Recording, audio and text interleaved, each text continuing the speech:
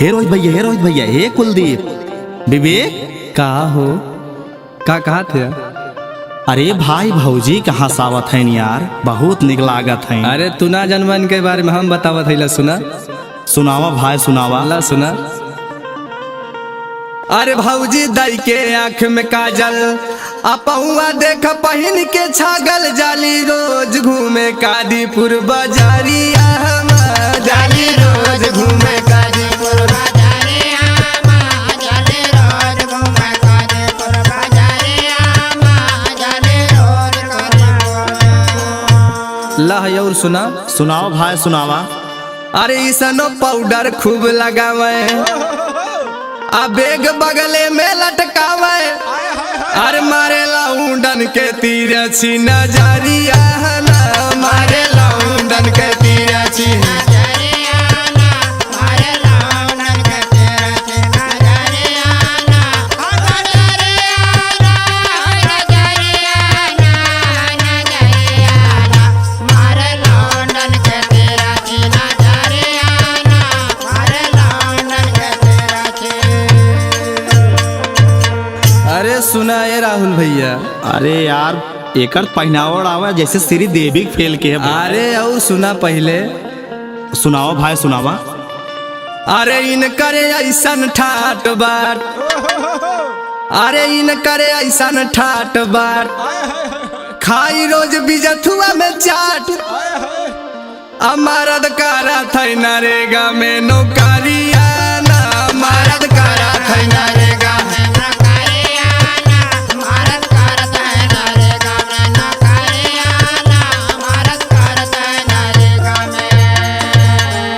अरे यार तुम्हारा नरेगा में नौकरी करत है यार, तू झूठ बोलता रोहित भाई, इतना बढ़िया ये सुनो पाओ। अरे ये मन से दुख साथे काव काव करत में तू का जानबा और सुना। सुनाओ भाई सुनाओ, तो बहुत करीबी लागत था। हाँ सुना सुना।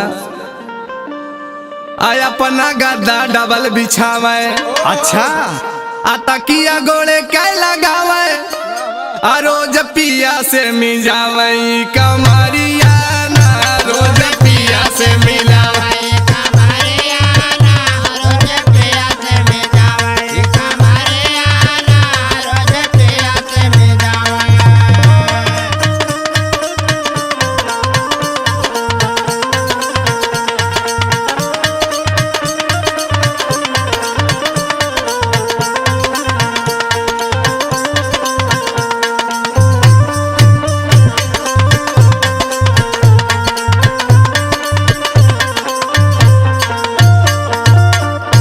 हमें लागत पंकज बहुत धमन सीखे हैं भाई। अरे सुना सुना और बतावत है पहले देखा तो। सुनाओ भाई।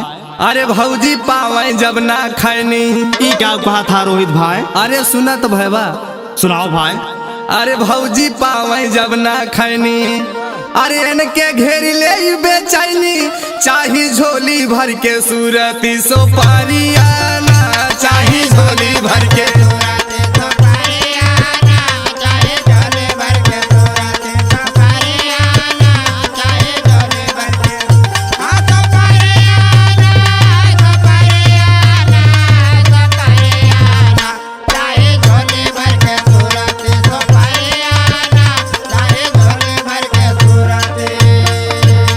यार हम तो भौजी बड़ा निक जानत रहे यार। अरे कितना नहीं खाई ना और सुना पहले देखा भौजी की यार बुरा न लागे इस दिन बोला। पहले सुना तो बुरा का लागी जौन करतूत है वह बतावत है। सुनाओ सुनावा।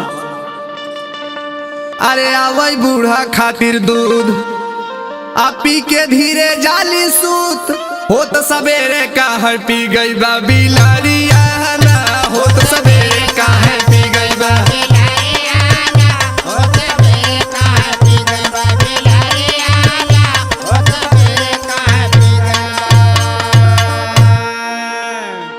अरे शादी की हाजिन मोरे भैया तो कई ले हा। अरे नहीं तो धोईबा लूगा सायवा,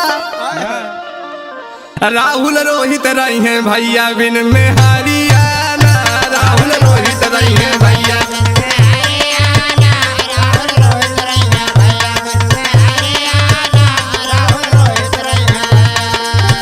हे में हरियाणा हो, में हरियाणा हो, में हरियाणा, राहुल